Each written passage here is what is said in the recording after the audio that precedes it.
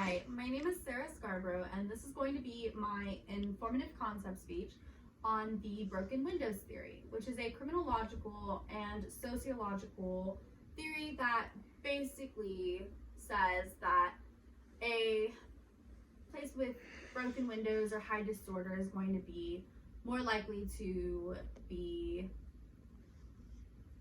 a home for criminal activity, I guess you could say.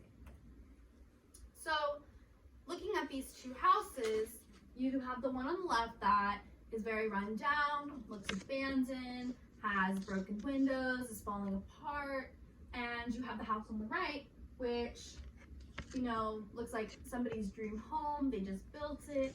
It's beautiful. It has all its windows. It has everything put together and no disorder going on. Which house do you think is going to be more likely to have criminal activity? The house on the left, of course, because the house on the left has disorder. And as the broken windows theory states, signs of disorder such as broken windows, litter, and graffiti will actually induce types of disorder and will actually cause different types of petty crimes to occur within an area. This can be drug-related, gang-related, different kind of crimes within that different spectrum. So the history of broken windows actually goes back to 1982 when it was first proposed by James Q. Wilson and George Kelling. The duo basically used broken windows as a metaphor in order to personify disorder, in order to allow individuals to know what disorder looks like, and in order to best connect it to how crime happens. The duo used this theory to explain how, disorder affects the crime rates and seriousness of criminal activities as well.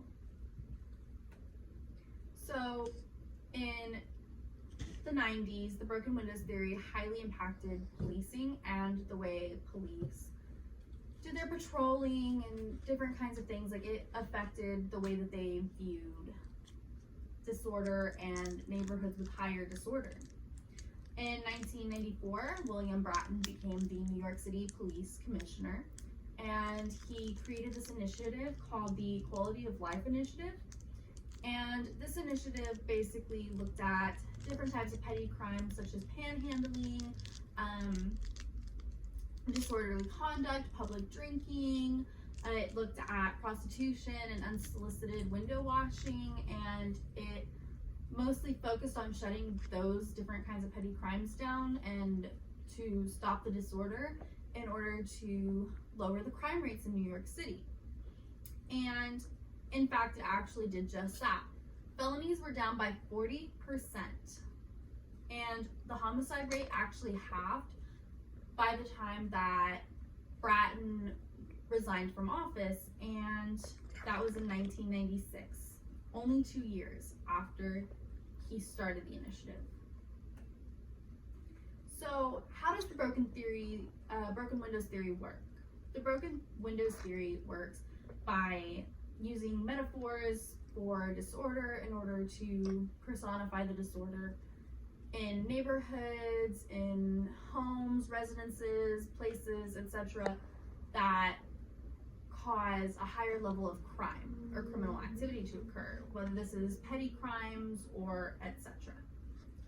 So basically, the theory states that broken windows will cause disorder, which will cause criminal activity to increase. Disorder causes crimes and criminal activity because it allows for individuals to not feel bad for further victimizing a place or for further violating the place, especially if it's more broken down. So, does this theory only apply to places, or can it also apply to people? And the answer is no. The theory has applications to people and basically a person's chances of also getting victimized, because people can also be seen as broken down and weak, and these people are more often to get victimized, they're more often to experience criminal activity against them, and this causes them to become easier targets and to be easily manipulated.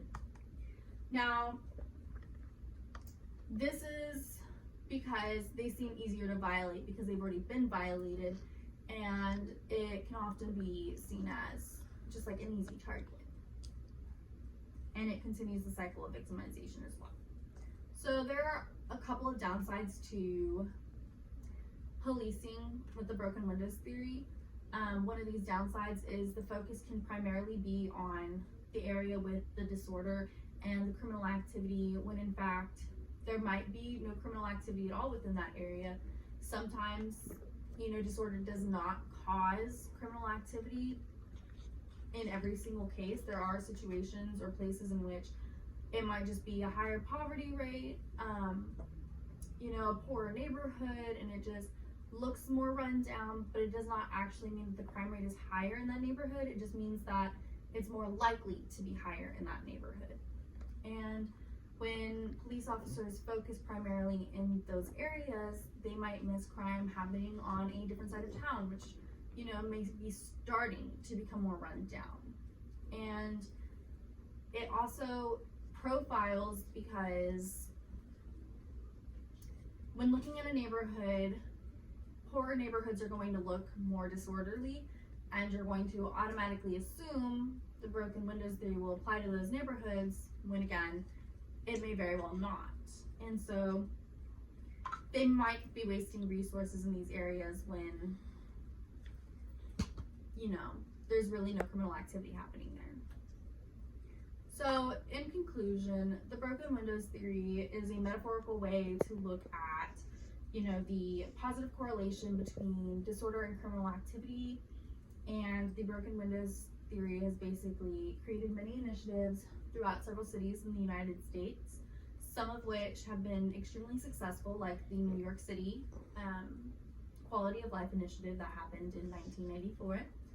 And these initiatives are helping to decrease crime rates and homicide rates by fixing up the broken windows and not allowing disorder to continue. The broken windows theory is also not only applicable to places, but it can also be applicable to people as well. And I think that it is extremely important to know and understand the broken windows theory in order to, best alleviate the broken windows and the broken down places, and to allow for less disorder and criminal activity within the communities. And that's been my speech. Thank you so much.